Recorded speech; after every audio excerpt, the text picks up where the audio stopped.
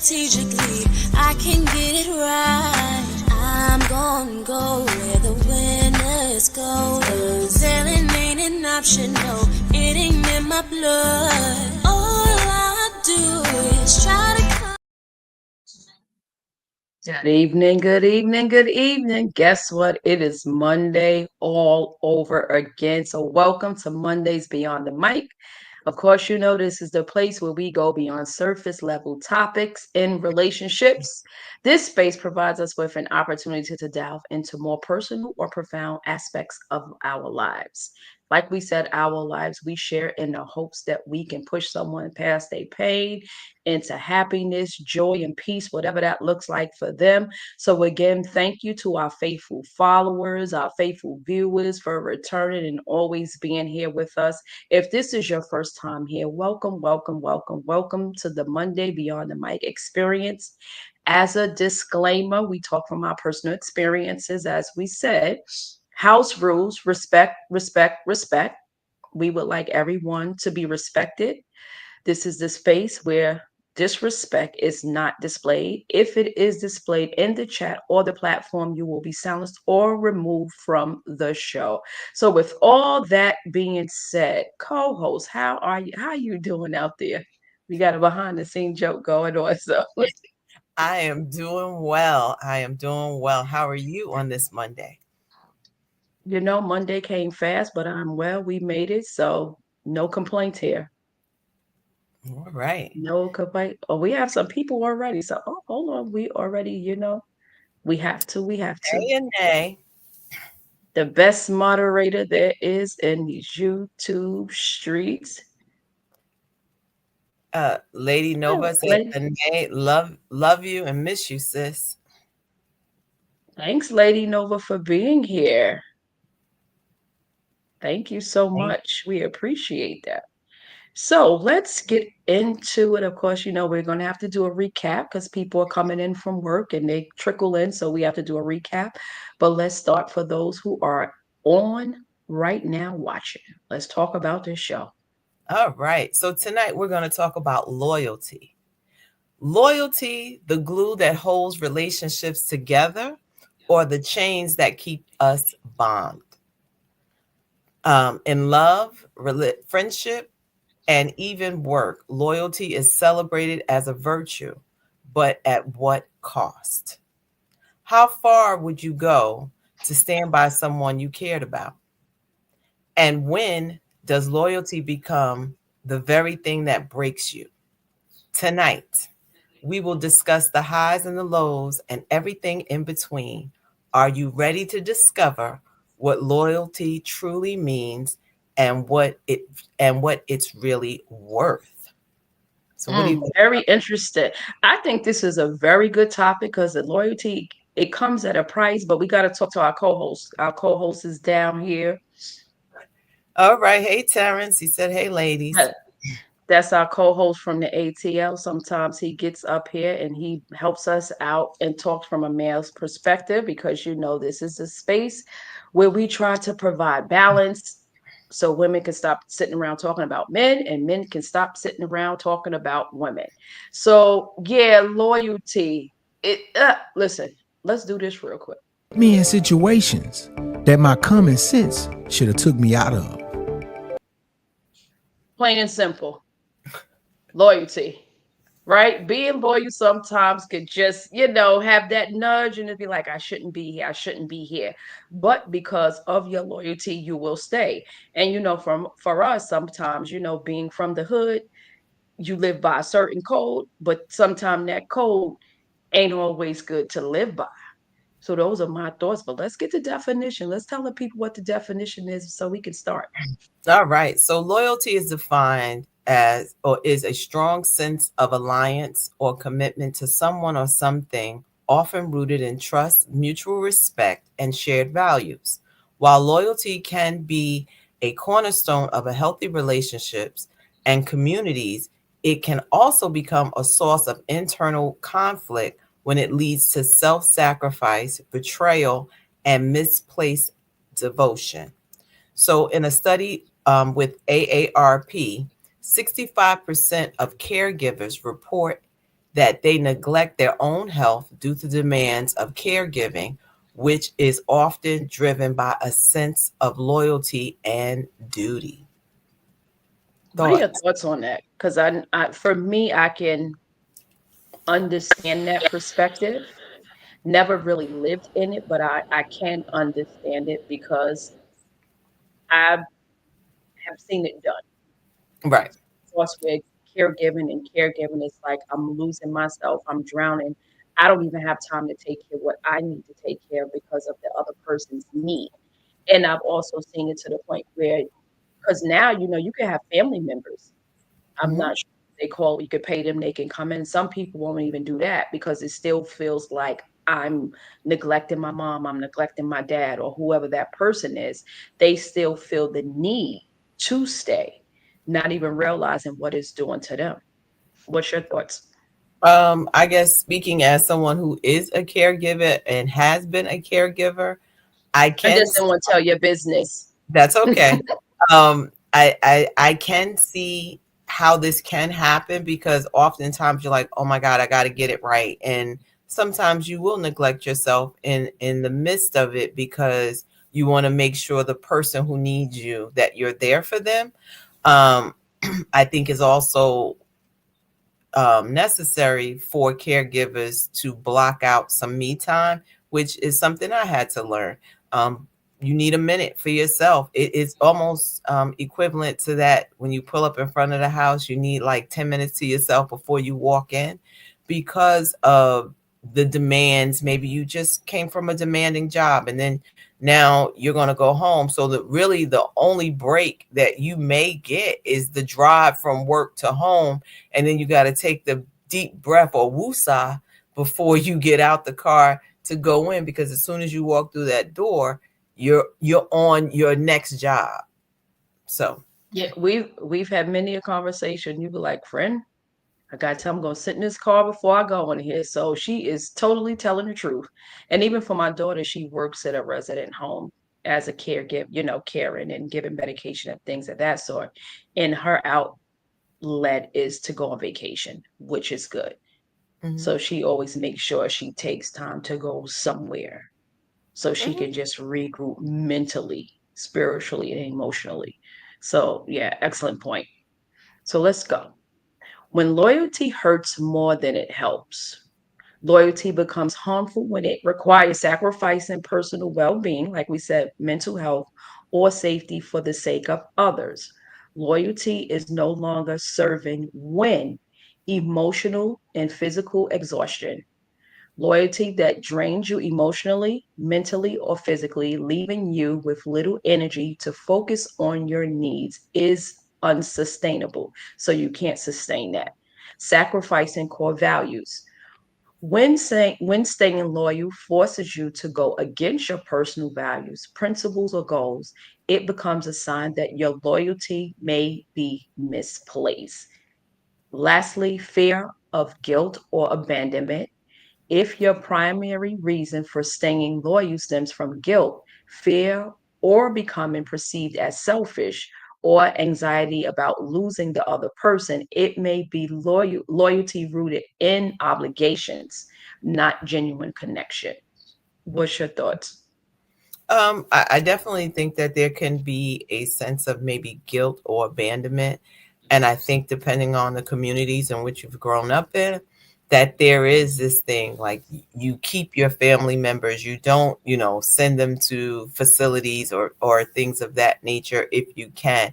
I mean, that grandma in the living room in the hospital bed, opposed to Hmm. being somewhere and then someone has to give caregiving around the clock. And I think there is a point of, will I feel guilty if I did this?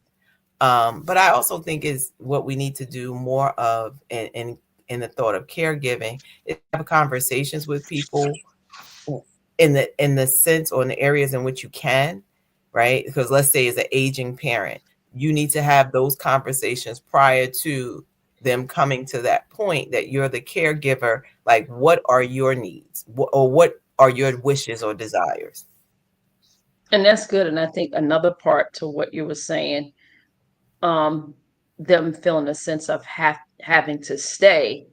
And if I go, something happens.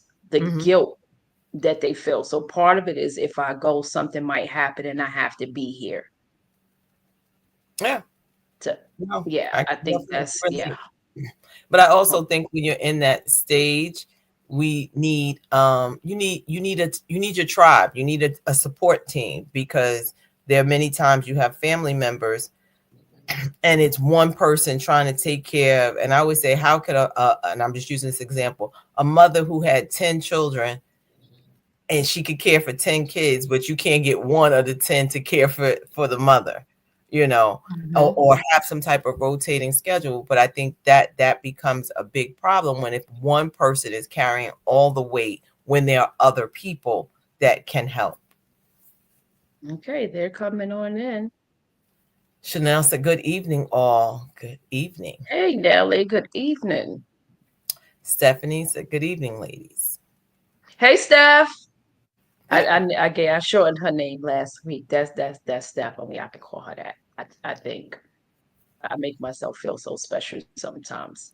So what What's we're that? talking about tonight, ladies, is when loyalty hurts more than. So we're talking about loyalty in terms of giving of yourself. You didn't miss too much, so we can keep on going. Look, see, look, I'm so special. Hey. So So let's keep going. Go ahead. So, according to the Pew Research, 48% of people in toxic relationships report staying due to loyalty or hope for change, even when they know the relationship is detrimental to their mental health. What are your thoughts on that?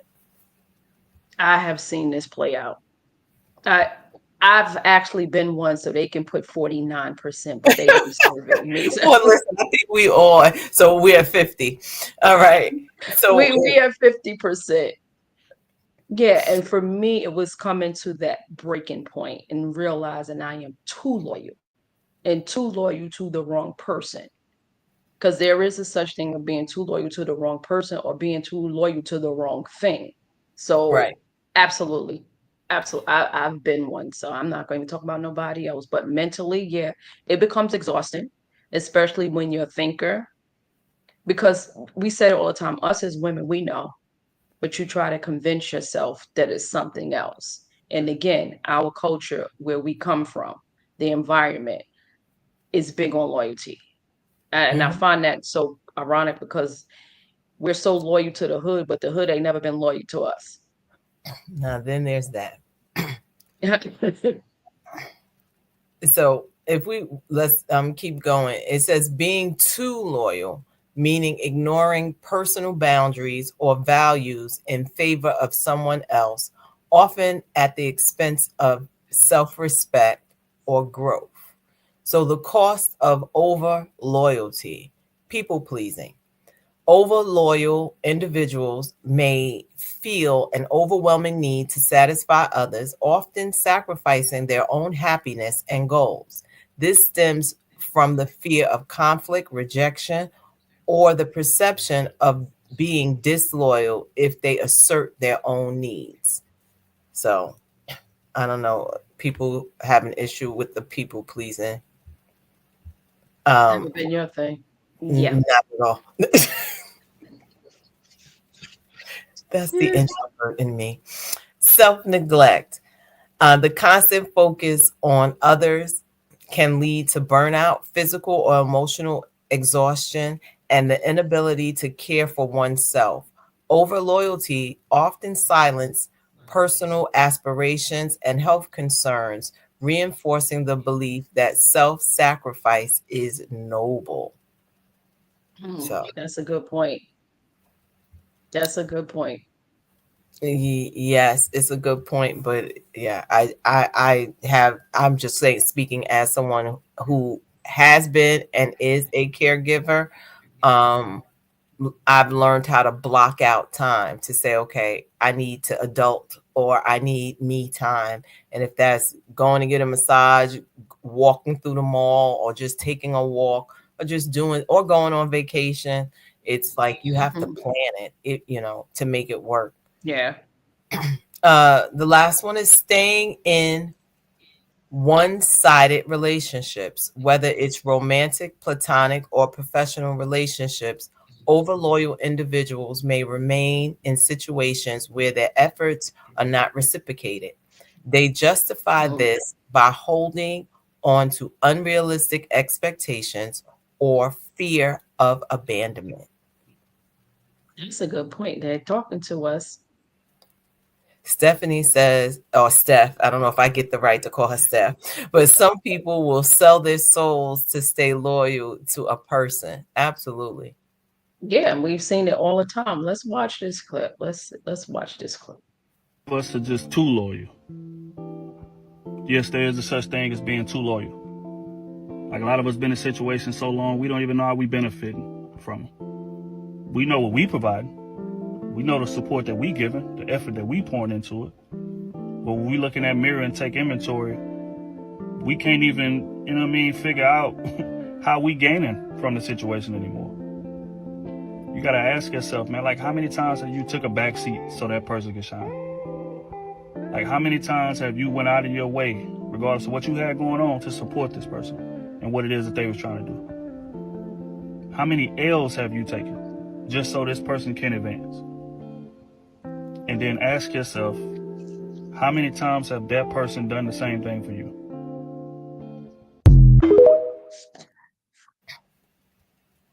What's your thoughts on that? I mean, I think it is a true statement. I also think that people treat you the way you allow them to treat you. So if a person feels like they have to people please and they're connected to someone who takes advantage of them, and it's to your earlier point, people can be loyal, but you're loyal to the wrong person. So someone will take advantage of that weakness to please, and that to me goes beyond, because there's a need for validation somewhere. That little girl or that little boy had an issue that they're trying to fulfill, and thinking, if I do everything you want and go above and beyond, you'll stay, and it validates something in me. Mm-hmm. Uh-oh. Steph said, come on, Elaine, you know you can call me Steph too. Thank you. I just wanted to ask permission. So talk to us in the chat. What do y'all think about the price of being loyal? Have you ever been too loyal to someone? Did you do it at the expense of trying to fill the void within yourself, people pleasing? What does that look like if you've been through it? Let us know. Talk to us in the chat. Okay, hold on. They talking. Chanel said, I think some of this is cultural in terms of staying in any relationship, such as self-sacrifice or being noble, or in terms of taking care of parents. I agree with that. I really do. Yeah.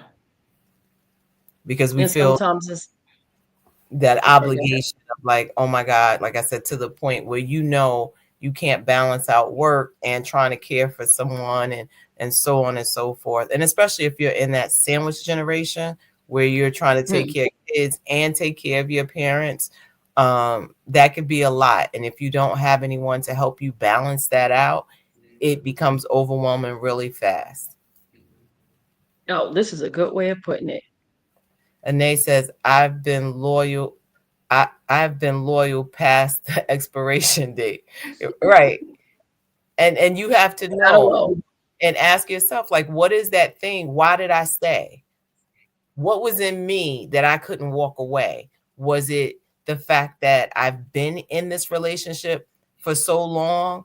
Was it that I'm afraid? Was it something that they said to me that made me think I was not enough if I left? I mean, there's so many factors that can go into why we can be loyal beyond the expiration date. I like that. Mm-hmm.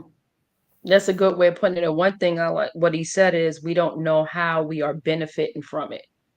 And we don't, and we'll still say. One thing we do know is that we're not benefiting from it. But even within that, we will still stay at the cost of us being healthy, mentally healthy, physically healthy, and taking care of ourselves. And like you said, it's self-sacrifice. It's also fitting in, because I'm thinking about like kids, right? If you wanted to be in the who's who circle, you may be loyal to the circle because you want to be one of the people who fit in. And you're saying to Mm-hmm. yourself, like, I don't even belong here. You know that, but you're going to stay loyal because you want to be in the quote unquote inner circle. So I think that that could be an issue as well. So if we're talking about friendships, people do that. Yeah, and to the point I made earlier, in the environment, being born and raised in the hood, that's a whole separate culture within itself. Where you think you have to do what your friends doing, like you said, knowing I really don't fit here, I really don't belong here, but I want to be part of this, so people can look at me this way. And to the point that you made earlier, what is it missing within you that you feel as though that you have to self-sacrifice yourself and be loyal to people in a culture that has never been loyal to you. All right. Sheila said blessings to the host and in the chat. Hello, look, somebody's back from Ghana. So welcome back, Bravo with Sheila. She is back. I'm quite sure she doesn't even know what time zone she's in, where she's at, if she's coming, if she's going. It's probably going to take her about a week or two to catch up, but she had fun and did some great work over there. So welcome back, Bravo with Sheila. Welcome back. Welcome home. Welcome. So now let's move on. All right. The Of course. price. Oh, I'm sorry. Oh, go ahead. The price of loyalty and friendship.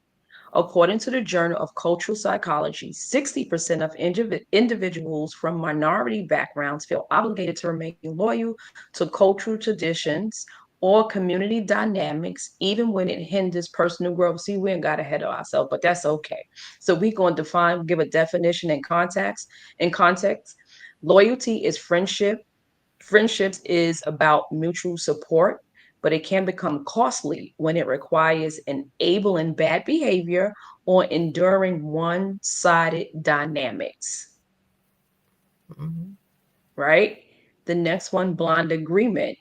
Always siding with your, I think we all did this, always siding with your friend, even when they're wrong or their actions are harmful out of fear of losing their friendship. I'm a ride for my friend. I'm a ride or die. Knowing good God darn well your friend was wrong from 7 ways around the block. But that loyalty, we all going down together. You ever did that? No comment. No comment.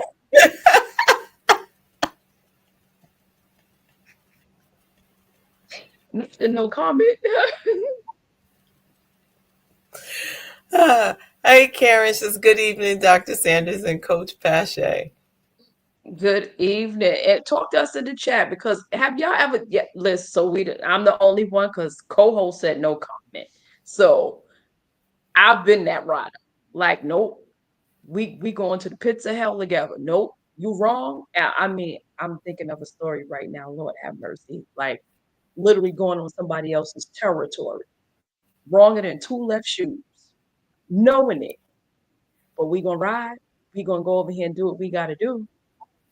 And to think now, like, wow, you're just so stupid, like, just so dumb. But to the culture, in the friendship, in the hood.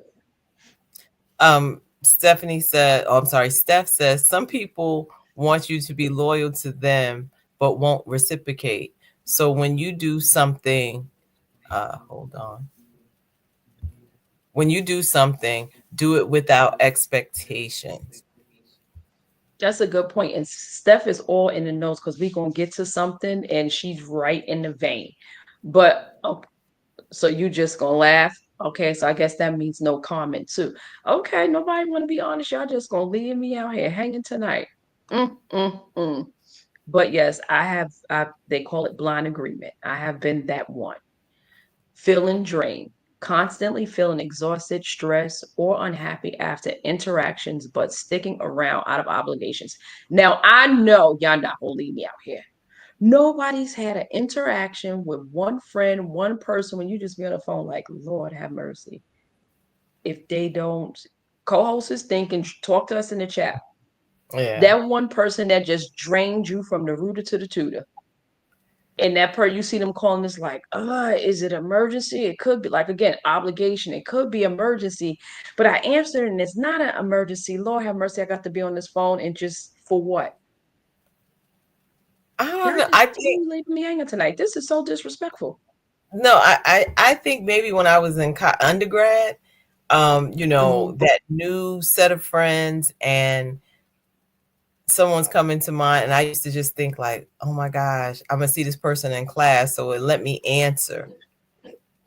But I really felt like we had nothing to talk about. But I used to answer the phone and have conversations with them that I still, because we were on two different wavelengths, right? So if I was, I'm just thinking 19, and although this person may have been a year or two, their life experience was way beyond my 19-year-old. So I'm just making this up. If they were 20 or 21, they had already moved out, had a live-in boyfriend and was working full time. I was still living with my parents. I didn't have a job. So our life experiences were so different. So when they would have these conversations, I would literally be like, I would want to say, like, you want to talk to my mother? Because it was well beyond I'm being honest, it was well beyond my years at that time.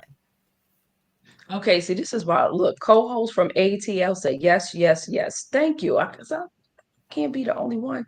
Steph said, oh my God, yes. Yeah, I know Nelly, now you really, really know. I think we've all that. Yeah, y'all laughing at me. Come on now. Join in. Don't leave me out here hanging tonight. But yeah, it's that, do I answer it because it's an emergency? Again, blind loyalty, thinking you can still help and fill in, or do I self-sabotage and be like, let me just see. So yeah. You was getting ready to say something? Oh, I was going to say, if you're on, please make sure you like, share, and subscribe. Thank you. And we love super chats. Super chat. Now, for the men out there, we're going to need your help. I know it's more men than Terrence. So I'm going to play something, but I really want to get a male's perspective on it. That girl. I laughed at every joke. I listened to her complain. I gave her so much of my time and so much of my energy. And then when she didn't like me back, I got really angry and really bitter and really resentful. You like that other guy who doesn't even treat you well, and I treat you good. As if your attraction to me should be based on loyalty to the fact that I have been good to you. When people use loyalty as a negotiating tool in order to obtain someone else's affection or approval, it always leads to bitterness. If you're going to be loyal to someone, only be loyal because that's consistent with your true principles, preferences, and priorities, not because you think they're going to reward you with love for being a nice person, a good person, a humble person, or whatever you think it may be. Like, moral values are not there to make us liked. They're there to make us better. What's your thoughts on that? And one thing he said, be loyal, because for me, that can still get you in trouble because that's an attribute of mine, being loyal. But that still can flip on you because you don't know that person is disloyal until they really start showing their true colors. So it wasn't in terms of me being loyal because I wanted something. It's me being loyal because that's who I am, but it still can backfire on me. Right. Being true to who I am. But I think once you see that, then that's what is exit stage left, right? Because it's like, oh, absolutely, to your core, who you are. But once you see that one is not being reciprocated, or two is being taken advantage of, and I think this is with anything, we have to realize, and sometimes it takes us a long while, right? And I'm not saying something that I have not experienced myself. We got to know when, as was it Kenny Rogers said, you got to know when to fold them. And know when to walk away, know when to run. And so when we have to know that we can't hold other people responsible for things that we have stayed longer. And I'm going to go back to Anae's thing, longer than the expiration date. You know when it's over, but you still stay because it's comfortable. You stay because If you have children, you may stay because, you know, you can't afford to move out. You may stay because you don't want the family talking about you. There's a plethora of reasons why you may stay, but at the end of the day, it's your life. And I think it's taking control of who you are as an individual and saying, if there's no one that's going to ride with me, I got to be okay with that. And if not, these people may not ride with me, but there's someone out there. And I often say, find your tribe. When you find your tribe, you'll know where you're appreciated. And you heard me say, don't stay anywhere where you're not celebrated. You know, if you can't celebrate me, please don't tolerate me. Mm-hmm. And that's so good. And to the point you said, we said this before, being loyal. And once you find out that that person is not reciprocating that loyalty to you, you can't in turn get mad at the person because of your attributes and who you are. That's when it's time, like you said, okay, what you said, Kenny Rogers, know when to fold them. I don't know the song, but yeah, Kenny Rogers. Gotta know how to. I know what you're talking about. Yeah, you got to know how to walk away. But I do see that becoming, or it can be, an internal issue for the loyal person. And I say that because that's happened to me before, being loyal. And once I found it wasn't reciprocated, it was like, that's what we doing? Like, how did we get here? That's what we doing? And it's like, okay, no, you chose to be loyal. That's an attribute of you, but you can't give your loyalty to everybody. And to Steph's point, that's why boundaries are so important. Absolutely. You have to know, again, I'm going to go back, know when to fold them, know when to walk away. But sometimes it takes a person a while they can't keep up the facade anymore. Oh, and yeah. Like, I see you. So it was like you was pretending the whole time. Oh, definitely. And I think it's up to us, the individual, male or female, when we no longer feel like, if I would always say, have a conversation first, because sometimes some things could be miscommunicated. You see it from this lens, somebody else is seeing it from that lens, and it's not that they're ignoring you. And then there's sometimes that, yes, they are ignoring or not appreciating the loyalty that you bring to the table.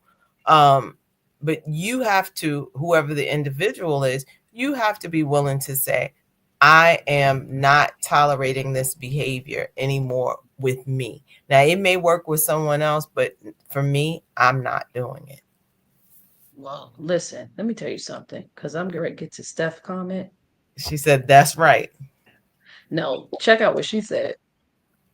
No, you can't expect you in somebody else. And I think that is what we do. We're like, okay, well, this is what I would do, but that's not you. Mm-hmm. Yeah. And again, nope, go. I think when it comes to friendships or relationships or even at work, you have to know, you see people who are loyal to their job, never take a day off, never, that person do one thing wrong, or there's they're getting rid of people and your name is the first one on there. And you're like, but I've been here and I stayed late. And I'm not saying that you don't do your job, but never put anything in the place of what you're like, I'm so loyal to this. And if something happens, my life is going to fall apart. We've seen it. Something happens to a person, they, expire, give it a week. That same position is in the paper. They're advertising. If a week. Yeah. Right. So it's business. It's not personal. Mm-hmm. Absolutely. So I just think that, we have to consider, what am I being loyal to? And from a standpoint, and this is just my belief, is that instead of being loyal to man, let's try being loyal to God. That part.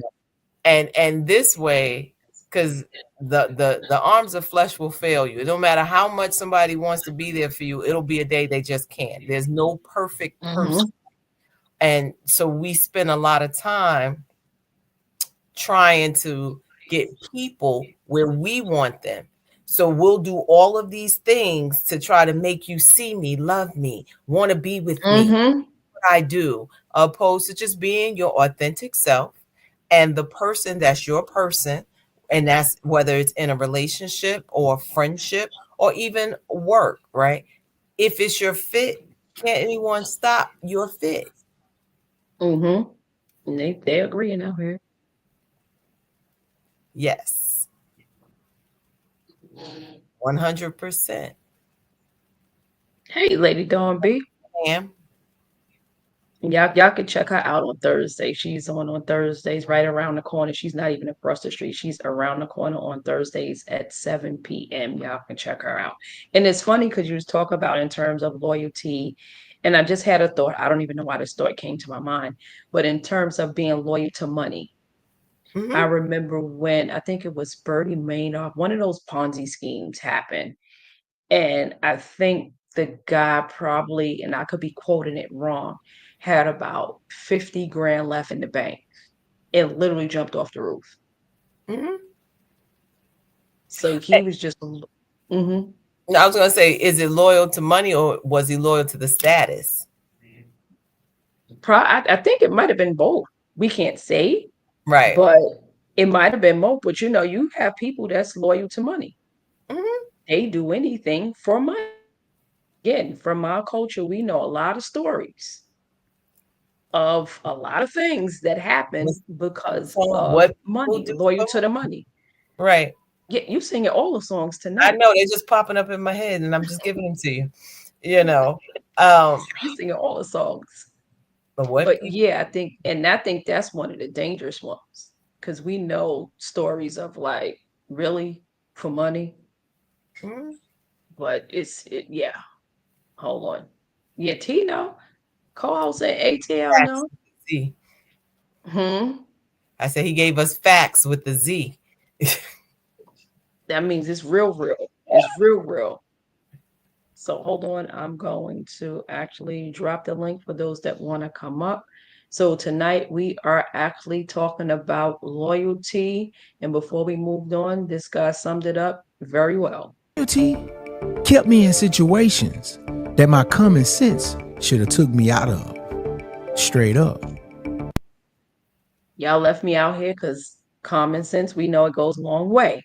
But it's the truth. I think we've all been here. All of us are not being honest tonight, but that's okay. I'm going to take the blows for myself. I'm a big girl. It's okay. I can take it. I can really, really take it. It's okay. So let's go on to the next topic. All right. So loyalty in the workplace, when to stay or walk away. According to the Gallup, over 70% of employees remain in toxic work environments because they feel loyal to their colleagues or the organization, even when it's negatively impacting their mental health. The definition and context is workplace loyalty is a commitment to an employer or team, but it becomes detrimental when it leads to exploitation or stifles personal growth. The other point is leveraged opportunities. Seek ways to align your job with personal goals, such as pursuing training, mentorship, or projects that support your growth. That's good. Look, listen, if I had a nickel, I wouldn't be working. Just a nickel for everybody that I ran into that didn't have common sense. I promise you, I wouldn't be working. I'll be so Yeah, rich. it's so true. So really, I would be filthy rich. But I just found something and I want to get your thoughts on this. So it says cultural and societal expectations, gender and loyalty expectations. In many cultures, 76% of women report feeling societal pressures to prioritize family loyalty over personal well being, compared to 53% of men. What do you think Mm. about that? I think that could be a true. I mean, apparently there's some statistics with that, because it's always looked upon traditionally for women to be the homemakers, the nurturers, so on and so forth, and for men being the providers, the ones that's going out, the breadwinners, in the more traditional sense. I think what has happened, unfortunately, is because there's been some and I'm going to call this, and I may get slack for it, some role reversals, right, happening, or women had to become both, right, the breadwinner and the nurturer. But most women, not all, will probably choose their family first if they don't have support. That makes sense. Now we do know that T is on and he's very active dad, been married. So T, what do you think about those stats in terms of 76% of women reported feeling societal pressures to prioritize family loyalty over personal well-being, compared to 53% of men. So we know here on this show you have been and always was and still is still an active dad. So if you can drop in a comment what you think about that. And then for minority groups and loyalty, it says 60% of individuals from minority backgrounds feel obligated to remain loyal to cultural traditions or community dynamics, even when it hinders personal growth. And that's according to, I believe I read this, the Journal of Cultural Psychology. So again, that environment can totally have a grip on us. Oh. I mean, because that's the way it has been. I know my sister's on, and she was saying she couldn't get into the chat, but one of the things she said was loyalty is, she believes loyalty is a learned behavior. And culturally, about that, if that's what you saw, you tend to repeat what, if that's how great grandma did it and grandma did it and mama and them did it, you do it the same way because you think that is the way to do it. And then when you venture outside of those quote unquote norms for your culture, then people go, oh, well, we don't do that. You're supposed to. And now you feel obligated because you don't want to be outcast from your family, because you're now doing something that was not considered the norm within your culture. And then you're stuck in this cycle in relationship, and it doesn't always have to be male, female, female, male. It's friendship as well. You're stuck in this cycle of self-sacrificing and dying to yourself, and for what? I mean, I'll say this: we have to learn the gift of goodbye. Like it's not personal, because when, and as we've written a book, when loving you is hurting me, then I need to step away. All the way, immediately. We need to value our own mental health, right? Because that's when, if you can't sleep at night, you're always crying, you're in a mood about something, then that's something that your body is trying to tell you you're not happy. And you know, it doesn't matter how much you pretend to be, you know. So we have to take ownership of who we are. I'm sorry. Yeah, and that's what I'm gonna get to Steph's comment. But in mental health, it says individuals in abusive or conflict-ridden relationships are at higher risk of developing mental health disorders such as depression, anxiety, and PTSD. Oh, so it's serious when you're loyal, the price of loyalty, when you're being loyal to the wrong person. Yeah, I can just think of, I know before I was deciding to get divorced, you know, all the things that I thought about of why well, maybe I should stay because of this, the kids, the this, the that, the that. And it was just, so I stayed longer than I should have, trying to contemplate all the outcomes. What will happen to my children? What will happen to this? So meanwhile, while I'm thinking it through, I'm feeling internally this is the best thing for me. But yet I'm thinking about the external factors until I think of something that my grandma said was, no one has to tell you when you had enough. You'll just know. So it wouldn't matter who tells you what. When you have had enough, you know it. And then you pivot and move, and you pack your bag and you get on up out of there in the churn. So Steph said, like Elaine said, women are nurturers by nature. And I think that we're expected to have that loyalty to everyone, especially to our families. Because, yeah, many times you hear it's Big Mama that holds the family together. It's always the mother that holds the family together. So we kind of shift that responsibility to the woman. And, and not to say, because I know we have good dads, but it's okay to say, oh, he's a deadbeat dad. You don't hear too many deadbeat moms. So it's like mom is supposed to always be intact. And dad can, Papa was a Rolling Stone. I know I'm on the songs tonight. You never heard is I always love my mama. So there is the view of mothers are one way and fathers can be, not all, can be another way, hence songs being written about the other way. That's that cultural dynamic. And then also the price of loyalty can feel like betrayal. What do you think about that? I think it can be if you have to. I think it goes back to how much am I willing to put on the line before I say enough is enough? Because if I am willing to just give you everything, knowing you are not giving, you're not reciprocating. And I have to say, that's really not on that person. That's on you. We got to own that. We have to own the fact that if I've stayed longer than I should have, past the expiration date, that's not my fault. And if I'm being used, my father used to say, if you find a fool, use him. So, but also, even within that, you can be loyal. And if that person keeps that facade up for so long, then I would think it would be harder for that person to get out.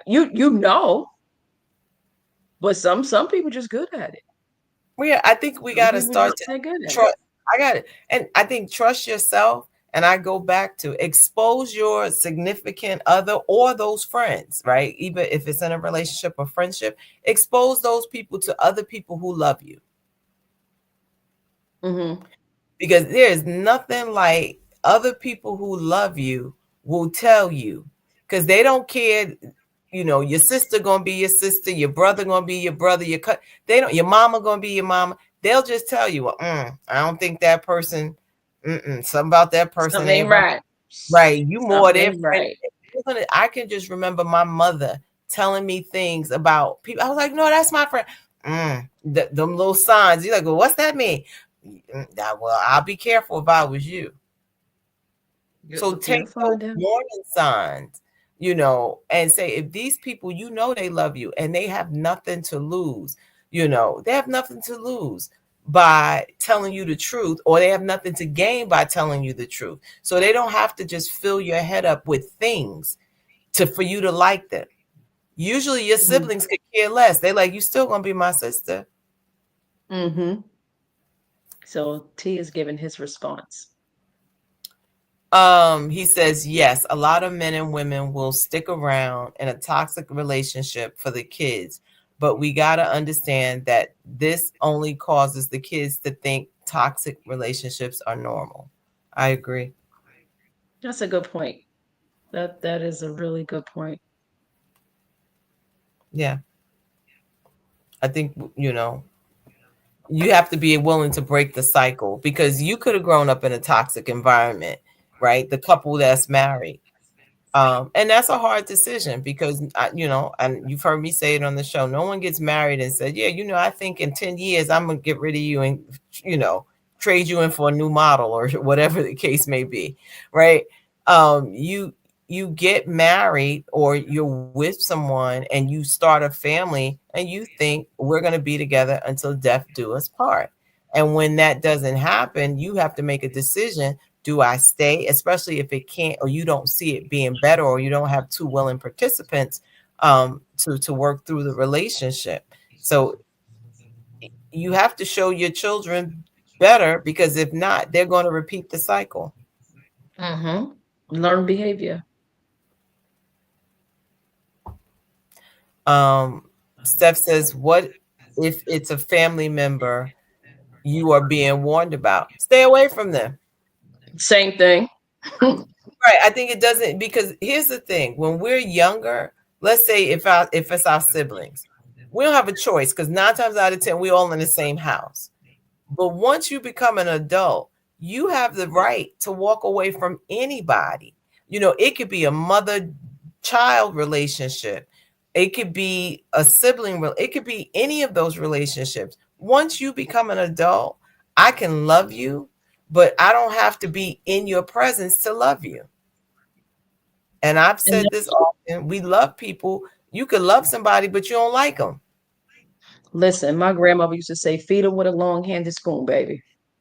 Right? Right. Because it's still your family. You don't want no harm to come to them, but you're just toxic. We can't get along. You only call me when you need something. I don't hear from you. I'm always there for you. And at some point, it's like, okay, I have to realize that this person is just using me for whatever. I'm loyal to this person. Anytime this person calls, morning, noon, night, whatever that looks like, I'm jumping up, I'm there. But when it's time for me and I'm in need, that person is nowhere around.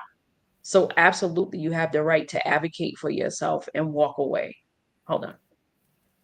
Steph said, I had to walk away from my sister. I love her, but we're not aligned. Steph, I understand. Yeah, so you got to advocate for yourself. And like you said, once you get to a certain age, like Lady Don B said, this big old age, we always said we got more years behind us than we do in front of us. And at this time, it shouldn't be that. And people We should disturb know how to treat people at this stage. It's disturbing your peace. And your peace, my co-hosts often say this is your peace is non-negotiable. If anytime you come around and I'm uneased about it, then I don't have to stay here. I don't care even if we had a family reunion. Hey, be cordial, and I'm going over here. I'm not going to entertain. I'm not going to, because you have to just be at a place that, you know what, I'm comfortable with who I am. I understand, to Stephanie's point, I love you, but we don't align. And that comes to the point where we have to be, it's totally okay. And it comes to the point where we have to be loyal to ourselves, right? The same loyalty we put out there for partners and friends and family members, we have to be loyal to ourselves. That shouldn't come at an expense, such a hefty price, especially not reciprocated from the other person. And I think so, like, all of that leads into forgiveness. To me, I have to learn, if I've been hurt from being too loyal to someone, I got to forgive you. Because if not, I'm going to harbor in my heart, then it's going to affect my mental health. It's going to affect my physical health, all of those things, because I'm not putting it in its proper place.